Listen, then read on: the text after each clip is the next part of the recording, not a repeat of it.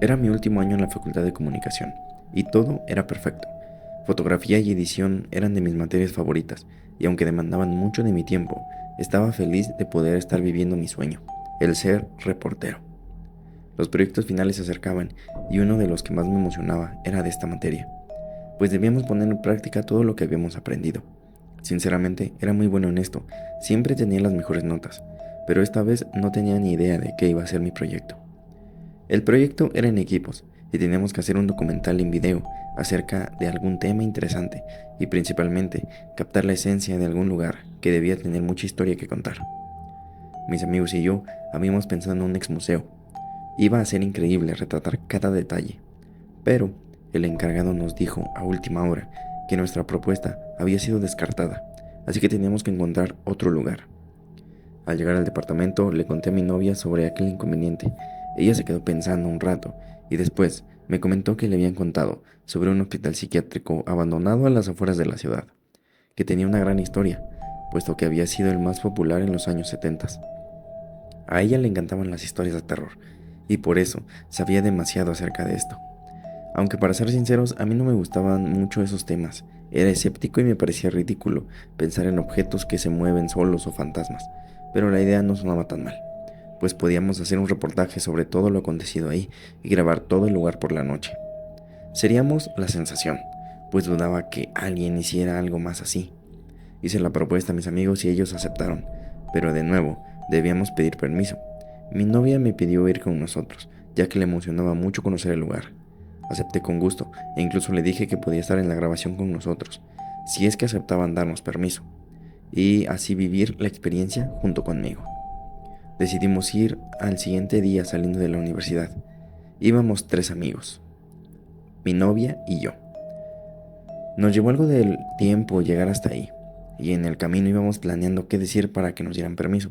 Incluso llevamos un oficio de la escuela para que fuera más fácil. Después de una larga hora de camino, llegamos y la verdad nos sorprendimos cuando vimos lo grande que era el lugar.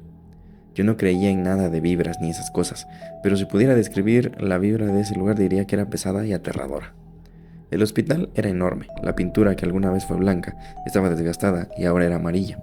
Eran 3 pisos y la puerta de entrada era gigante, estaba toda grafiteada, seguramente por la gente que se metía a vandalizarla por la noche.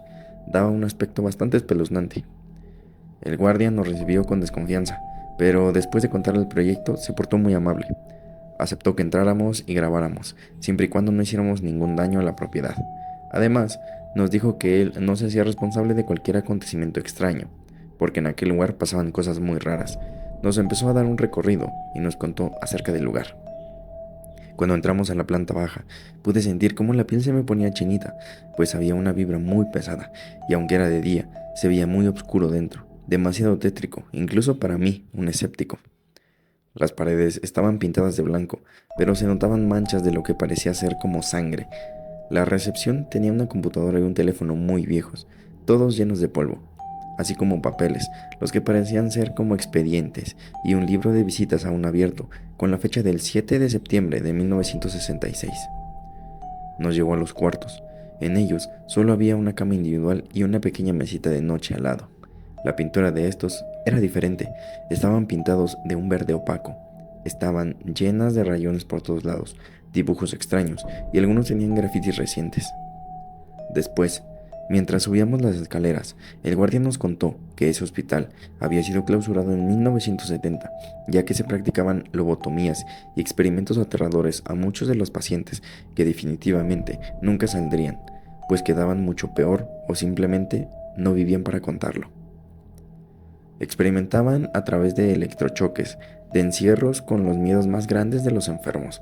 Los dejaban sin comer, sin agua o sin dormir, por días e incluso semanas, con salpicaduras de insectos a los que algunos eran alérgicos, o alguno con operaciones a nivel quirúrgico del cerebro. Cuando llegamos al segundo piso, la tensión aún incrementaba. En el aire se respiraba terror y desesperación. Aunque nadie dijo nada, estoy seguro de que todos lo sentimos. En esa planta había cuartos como los de abajo, muchísimos más de hecho.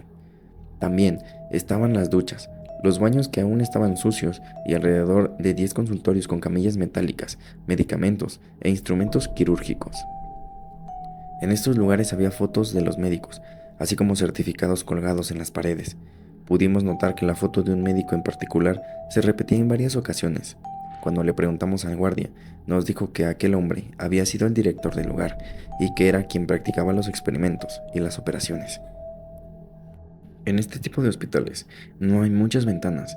Nos explicó que podía darse el caso de que algún interno quisiera atentar contra su vida.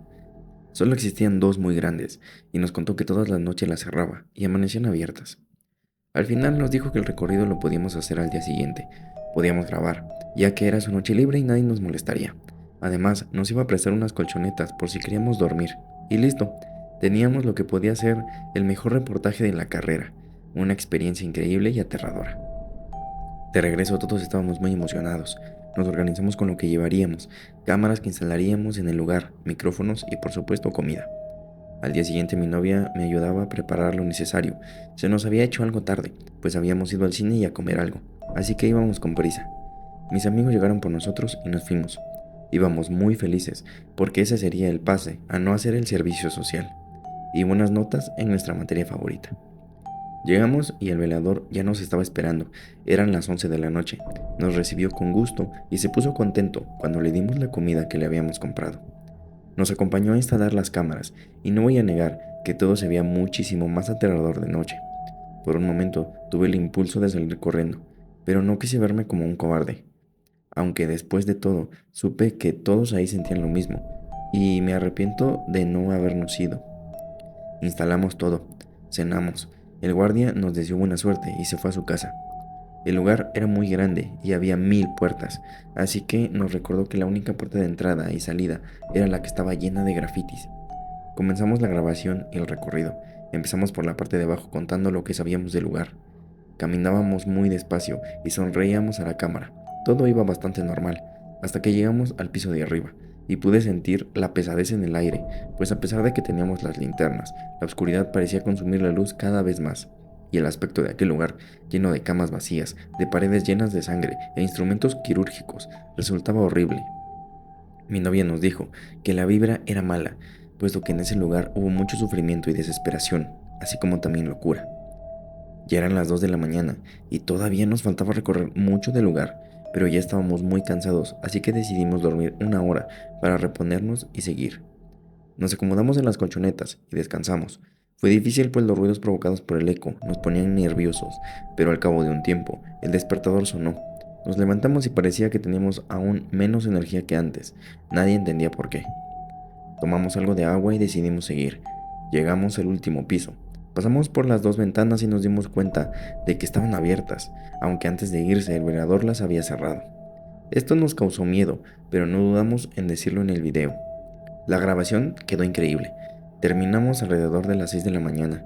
Eso marcaba el reloj, pero lo raro era que aún se veía muy oscuro, quizá por el edificio. Decidimos separarnos para ir por las cámaras. Los chicos ya estaban cansados y mi novia estaba nerviosa.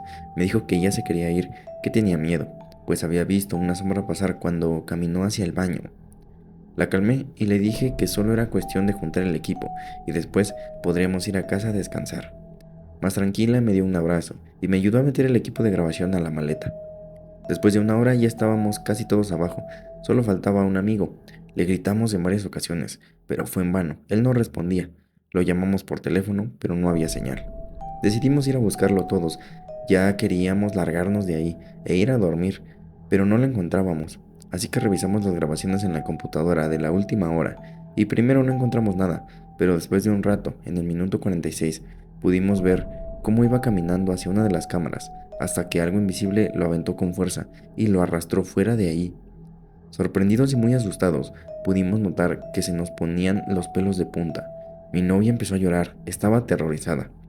Traté de calmarla, alentando a todos a buscar al amigo que faltaba. Pero a pesar de todos nuestros intentos, no pudimos encontrarlo. Ya había pasado alrededor de 1 hora y media, ya había amanecido, debían de ser ya las 7:30 de la mañana. Nuestros teléfonos no tenían señal, tenían muy poca batería, pero finalmente decidimos salir a buscar ayuda, ya que parecía que el hospital se había tragado a mi amigo y ya no sabíamos qué hacer. Después de eso escuchamos un grito aterrador, pero no parecía ser el amigo. No lo pensamos dos veces, decidimos salir corriendo del lugar. Fuimos hasta el auto, nuestros corazones latían como nunca y nos marchamos sin siquiera mirar hacia atrás. Después de ese horrible acontecimiento, algo cambió en nosotros, pues nos culpamos mucho de lo que pudo haberle pasado a nuestro amigo. Nadie nos cree lo que sucedió aquella noche, y la grabación que teníamos, extrañamente, se perdió. La policía ya abrió una investigación sobre la desaparición y los principales sospechosos, desafortunadamente, somos nosotros.